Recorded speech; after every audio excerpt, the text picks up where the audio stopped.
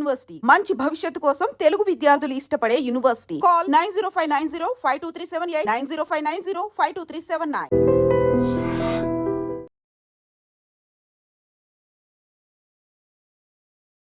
Big breaking and major update ఇది. పహల్గామ్ దాడి తర్వాత ఉద్రిక్తతలకు తెరలేపినటువంటి పాక్కి భారతదేశం తీవ్ర స్థాయిలో రిటాలియేట్ అవుతోంది, బుద్ధి చెప్తోంది. పహల్గామ్ దాడితో ఉద్రిక్తతలకి పాకిస్తాన్ తెరలేపింది. భారత్ దాడులు కేవలం ప్రతిస్పందనగా మాత్రమే చేస్తున్నామని ముందు నుంచి చెప్తున్నప్పటికీ కూడా పాకిస్తాన్ దీనికి ప్రతీకారంగా దాడులు చేయడానికి తీవ్ర స్థాయిలో విరుచుకుపడే ప్రయత్నాలు చేస్తోంది. పాకిస్తాన్లోని ఉగ్ర స్థావరాలనే భారత సైన్యం ధ్వంసం చేసింది. దీనికి ప్రెసిషన్ స్ట్రైక్ అని కూడా పేరు పెట్టింది. అయితే పహల్గామ్ ఉగ్రదాడికి ప్రతీకారంగా దాడులు చేస్తున్నామని చెప్పినప్పటికీ కూడా పాకిస్తాన్ యుద్ధానికి సై అంటూనే వచ్చింది. సమరానికి సిద్ధంగా ఉన్నామంటూ తన ప్రయత్నాలని దాంతోపాటుగా పనులని చేస్తూ వచ్చింది. యథేచ్ఛగా ఉల్లంఘనలకు పాల్పడింది. సీజ్ ఫైర్ వయోలేషన్ కూడా చేసింది.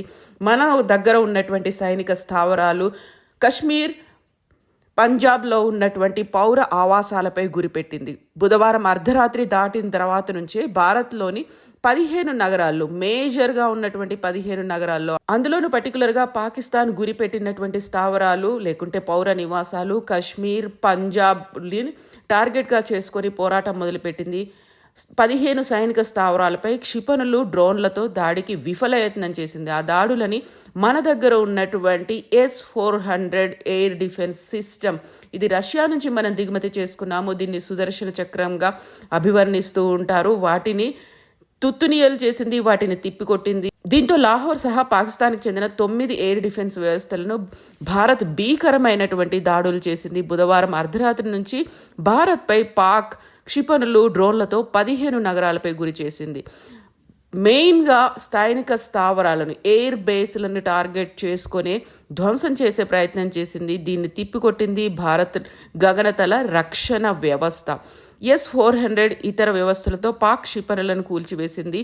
కంప్లీట్గా పాక్ డిఫెన్స్ వ్యవస్థలను లక్ష్యంగా చేసుకుని డ్రోన్లు, క్షిపణులతో ప్రతీకార దాడికి దిగింది. భారత్ లాహోర్, కరాచీ, రావల్పిండి సహా 9 నగరాలపై గురిపెట్టింది. సియాల్కోట్, లాహోర్లో ఎయిర్ డిఫెన్స్ని ధ్వంసం చేసింది. కరాచీ, ఒమ్రారా పోర్ట్లపై భారత్ భీకర దాడి చేసింది. రంగంలోకి INS విక్రాంత్ కూడా వచ్చింది. ఒక రకంగా చెప్పాలంటే త్రివిధ దళాలు అటాక్ అనేది ముమ్మరం చేశాయి. ఎయిర్ ఫోర్స్తో పాటుగా ఆర్మీ, నేవీ మూడు కలిసి రంగంలోకి దిగడం, పాక్ మీద భీకరమైనటువంటి దాడి చేయడంతో 1971 పునరావృతమైనట్టుగా కనిపిస్తోంది. కంప్లీట్గా INS విక్రాంత్ గ్రూప్ నుంచి బ్రహ్మోస్ క్షిపణులు వర్షం కురిపిస్తున్నాయి. దీంతో ఇరు దేశాల మధ్య ఇక సమరమే అన్నటువంటి పరిస్థితి ఉంది. దీంట్లో మెయిన్గా ముందు నుంచి మన ఆర్మీ ఆఫీసర్స్ చెప్తూ వస్తున్నారు, రిటైర్డ్ ఆఫీసర్స్ కూడా చెప్తున్నటువంటి పరిస్థితి. 70 ఏళ్లుగా పాకిస్తాన్ నుంచి విడిపోవాలని బలూచిస్తాన్ కూడా ప్రయత్నాలు, పోరాటాలు భీకరంగా చేస్తూ వస్తుంది. అక్కడ కూడా ఒక సపరేట్ ఆర్మీని మెయింటైన్ చేసుకున్నారు. ప్రేక్షకులకు గుర్తుండే ఉంటుంది, బలూచిస్తాన్కి సంబంధించి అక్కడ ఉన్నటువంటి లిబరేషన్ ఆర్మీ పాకిస్తాన్ నుంచి బయలుదేరినటువంటి ఒక ట్రైన్ని కూడా హైజాక్ చేశారు. తమ డిమాండ్లను నెరవేర్చుకుంటామని చెప్పారు. ఆ దశలో పాకిస్తాన్ ఆర్మీకి, బలూచిస్తాన్ ఆర్మీకి మధ్య ఒక భీకరమైనటువంటి యుద్ధం కూడా జరిగింది. ఆ తర్వాత మేము బలూచిస్తాన్ ఆర్మీలో ఉన్నటువంటి ఆ మిలిటెంట్లను మేము మట్టు పెట్టాము అని చెప్పినప్పటికి కూడా అక్కడ పౌర నష్టం కూడా జరిగింది. వాళ్ళ ప్రాణ నష్టం జరిగినప్పటికీ ఆ వివరాలనేవి పాకిస్తాన్ ఆర్మీ బయటికి వెల్లడించలేదు. ఇప్పుడు పాక్ నుంచి క్వెట్టా నగరం చేజారినట్టుగా అనిపిస్తోంది. బలూచ్ లిబరేషన్ ఆర్మీ చేతికి క్వెట్టా నగరం చేరింది. భారత్తో యుద్ధమే అదునుగా రెచ్చిపోతున్నారు బలూచిస్తాన్ వేర్పాటువాదులు.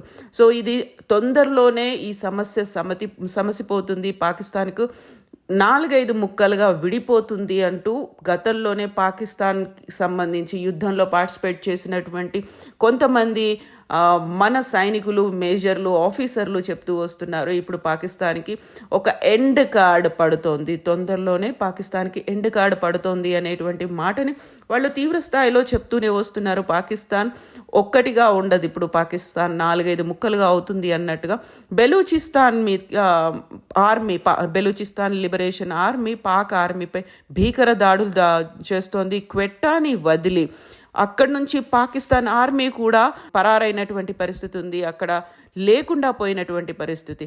ఇక 3 పాక్ విమానాలని కూడా మన ఇండియన్ ఆర్మీ కూల్చివేసింది. 2 JF-17 విమానాలు కూలిపోయాయి. దీన్ని పాక్ యాక్సెప్ట్ కూడా చేసింది. F-16 కూడా కూల్చేసింది. భారత్ ప్రముఖ మీడియా సంస్థలు ఈ విషయాన్ని ప్రస్ఫుటంగా చెప్తున్నాయి. భారత్ చేతికి చిక్కింది JF-17 పైలట్, పలు డ్రోన్లు కూడా కూల్చివేశారు. పాకిస్తాన్కి చెందినటువంటి JF-17 పైలట్ని సజీవంగా మన వాళ్ళు పట్టుకున్నారు. మన దగ్గర పాకిస్తాన్కి చెందినటువంటి పైలట్ ఉన్నాడు.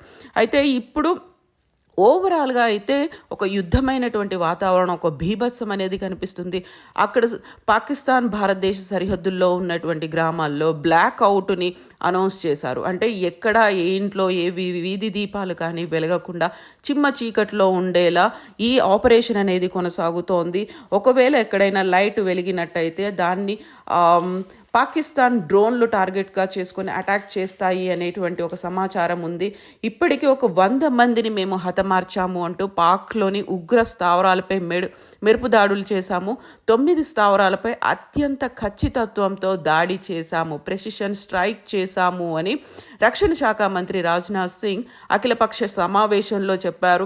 ఆపరేషన్ సింధూర్ ఇంకా కొనసాగుతుంది, అయితే ఇప్పుడే పూర్తి వివరాలను మేము వెల్లడించలేము అంటూ రక్షణ శాఖ మంత్రి రాజ్నాథ్ సింగ్ అఖిలపక్ష సమావేశంలో ఆపరేషన్ సింధూర్ మొదలైన దగ్గర నుంచి ఇప్పటిదాకా జరిగినటువంటి వివరాలను, అందులో మెయిన్ పాయింట్స్ని వెల్లడించారు. పూర్తి వివరాలని మాత్రం వెల్లడించలేము అనేటువంటి ఒక మాట చెప్పారు.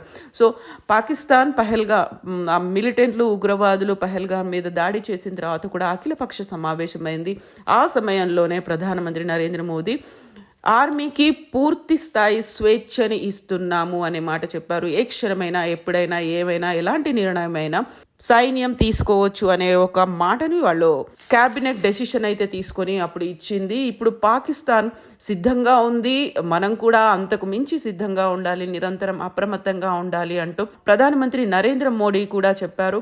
ఇంకో అటు పాకిస్తాన్ వైపు చూసినట్టయితే డ్రోన్ దాడి జరిగింది, పిడుగుపాటు అని ఒక కవరింగ్ అయితే చేసుకున్నారు. రావల్పిండిలో భారీ నష్టం జరిగింది. మన దగ్గర ఇప్పుడు IPL జరుగుతున్నట్టే పాకిస్తాన్లో కూడా పాకిస్తాన్ సూపర్ లీగ్ అనేది జరుగుతోంది. దాన్ని కూడా పాకిస్తాన్ రద్దు చేసుకున్నటువంటి పరిస్థితులు ఉన్నాయి. ఇక భారత్తో పాటుగా ఇక్కడ పాకిస్తాన్లో ఉన్నటువంటి యుద్ధ వాతావరణానికి సంబంధించి ప్రపంచ దేశాలన్నీ చాలా కీన్గా గమనిస్తూ ఉన్నాయి. అమెరికా అయితే 2 దేశాలు చర్చలు జరుపుకోవాలి అనేటువంటి ఒక మాటని పదే చెప్తూ వస్తున్నారు. చర్చల ద్వారానే ఈ సమస్యకు ఒక పరిష్కారం వస్తుంది అని చెప్తున్నారు. అయితే ఉద్రిక్తలు తగ్గించుకోవాలి, చర్చలు జరపాలి, సంప్రదింపులు చేస్తాము అంటూ ఈ మాటలు చెప్పినప్పటికీ చర్చలు విఫలమైన మరుక్షణం నుంచే పాకిస్తాన్ చావు దెబ్బ తగిలిందని చెప్పుకోవాలి.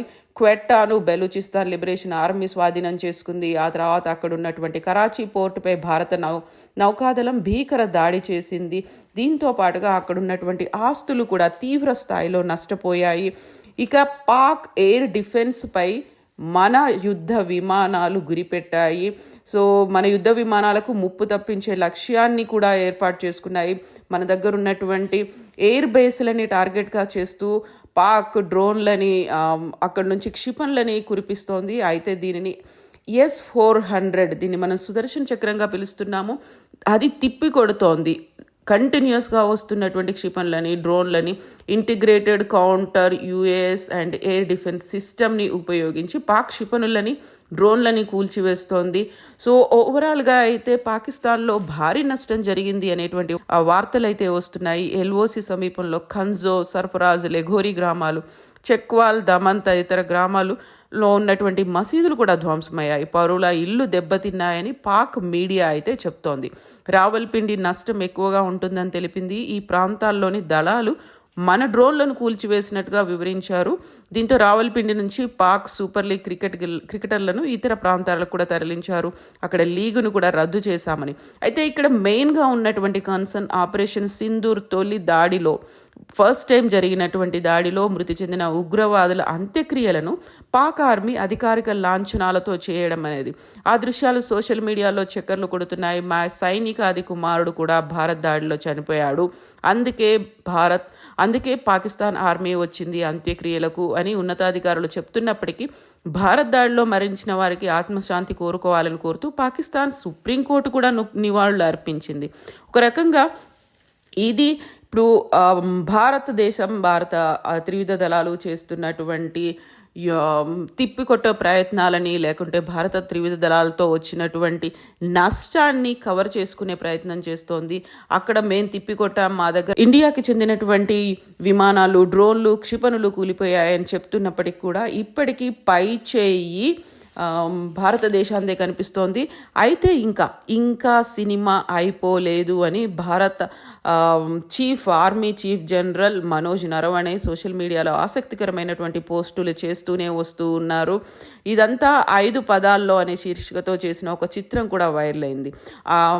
పహల్గామ్ ఇన్సిడెంట్ జరిగినప్పుడు అక్కడ మగవాళ్ళని చంపుతూ ఆడవాళ్ళకి చెప్పినటువంటి ఒక మాట, మోదీకి చెప్పుకో అనేటువంటి మాట.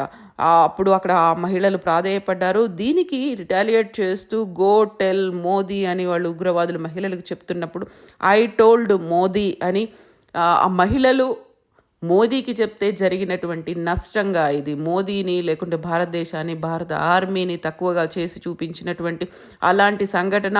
ఆ మాటకి రిటాలియేట్ చేస్తున్నారు. సో పిక్చర్ అభి బాకీ హై అనే మాట ఆర్మీ చీఫ్ జనరల్ చేసినటువంటి మనోజ్ నరవణే చేసినటువంటి మాట ఇప్పటికీ తీవ్రస్థాయిలో కొనసాగుతోంది. ఇంకా ఇది కొనసాగే అవకాశం ఉంది. ఓవరాల్గా అయితే ఎంతమంది అక్కడ చనిపోయారు, లేకపోతే అక్కడ ఉన్నటువంటి చీఫ్లు ఎవరున్నారు అనేది, ఆర్మీకి ప్రాతినిధ్యం వహిస్తున్నటువంటి చీఫ్ ఎంతమంది ఉన్నారు, ఎంతమంది చనిపోయారు, వీటికి సంబంధించి వివరాలను అయితే పాకిస్తాన్ వెల్లడించినప్పటికీ ఇది ఒక రకంగా పాక్కు చావు దెబ్బ లాంటిది. అక్కడ కోలుకోలేని నష్టం జరుగుతోంది. వాడి దగ్గర ఉన్నటువంటి ఆయుధ సంపత్తి మీద కూడా అటాక్ అయింది. దీంతో పాటుగా బలూచిస్తాన్ కూడా విడిపోయే దిశలో ఉంది. పాకిస్తాన్ నుంచి బలూచిస్తాన్ వేరుపడి ఒక దేశంగా మారే అవకాశాలు అయితే ప్రస్ఫుటంగా కనిపిస్తున్నాయి. అయితే సిద్ధంగా ఉండాలి, అప్రమత్తంగా ఉండాలి, నిరంతరం అప్రమత్తంగా ఉండండి. ఎక్కడ ఎప్పుడు ఏం జరిగినా క్షణాల్లో అందరికీ వార్తలు తెలియాలి. ప్రజల భద్రతదే ముఖ్యం, జాగ్రత్త. ఎట్ ద సేమ్ టైం తప్పుడు సమాచారాన్ని అడ్డుకోండి అంటూ ప్రధానమంత్రి నరేంద్ర మోదీ కూడా ప్రజలకి సమాచారాలని అందిస్తున్నారు. అప్రమత్తంగా ఉండండి, వార్నింగ్ మెసేజ్లు కూడా వస్తున్నాయి, అలర్ట్ మెసేజ్లు వస్తున్నాయి. తప్పుడు సమాచారాన్ని అడ్డుకోండి.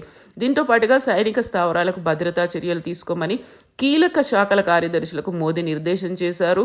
అఖిలపక్ష సమావేశంలో రాజ్నాథ్ సింగ్ అయితే 100 మందిని హతమార్చామని. సో అలర్ట్గా ఉండాల్సినటువంటి అవసరం ఉంది. ఎట్ ద సేమ్ టైం ప్రతిరోజు కూడా, అంటే ఇప్పటిదాకా జరుగుతున్నటువంటి వాటి మీద అయితే సో భారత ఆర్మీ పై చేయి సాధించింది. నిజంగా ప్రస్తుతం ఉన్నటువంటి సమాజం దేనికి ప్రయారిటీ ఇస్తుంది?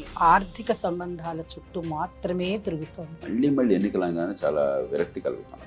మంచి అనిపిస్తుంది కదా, లేడీస్ కూడా ఛాలెంజింగ్ జాబ్స్ చేసినప్పుడు చాలా బాగుంటది. ట్రాఫిక్ అసిస్టెంట్స్ గా నియమించిన ట్రాన్స్జెండర్స్ అందరితో సాల్యూట్ చేయించుకుంటున్నారు. ఫుడ్ డెలివరీ ఇవ్వటానికి వెళ్ళినటువంటి డెలివరీ బాయ్ అనిల్ పై కళ్ళ ముందు